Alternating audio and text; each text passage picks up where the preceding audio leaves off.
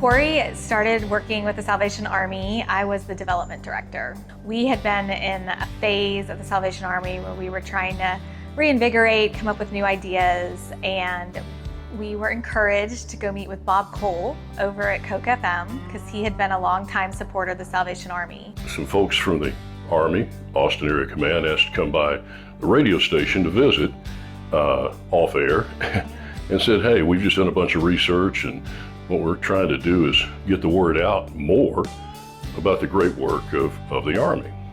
They said, but we need a spokesperson. What do you think of Cory? I said, well, I don't know. I'm going to ask him. That's just a first shot. I was driving down I-35, Round Rock, actually driving north. I remember it well. And I called Cory, and he answered. Now, that's unusual right there. I'm telling you, this whole thing is a God deal.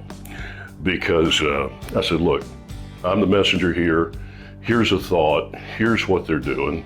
Homeless women, children, families. And there was a long pause, and I said, he's thinking of a good way to tell me no, and that's fine. Everybody's asking him to do something. He says, Bob, last night, Sherry and I, his wife, got to thinking about all their blessings and how they didn't feel that together they had done enough to help other families, especially children and mothers, single mothers, and prayed the night before that they'd be directed in a way to find the right thing.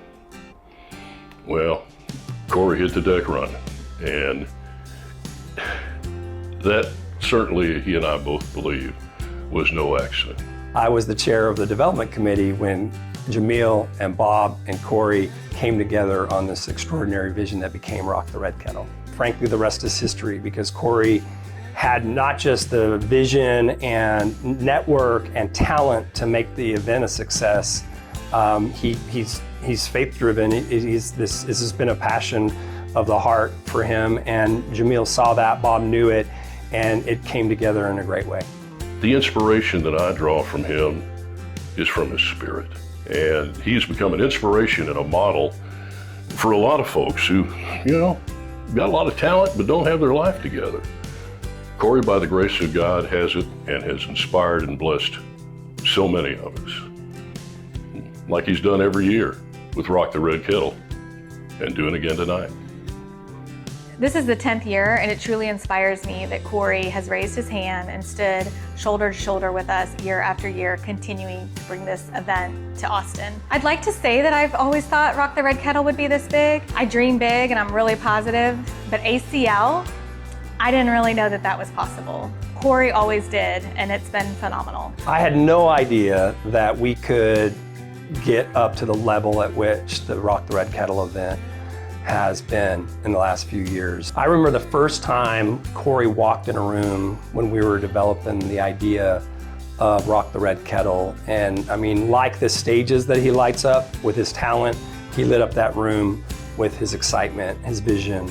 And to work with that kind of energy is a true blessing. And thanks, Cory, for what you've done. It's just been an amazing journey, and we're gonna have many great successes in the future, I'm confident. I am so excited that Cory is receiving the Others Award. As an incredible human being and a dear friend of mine, I can think of no one better to receive this great honor.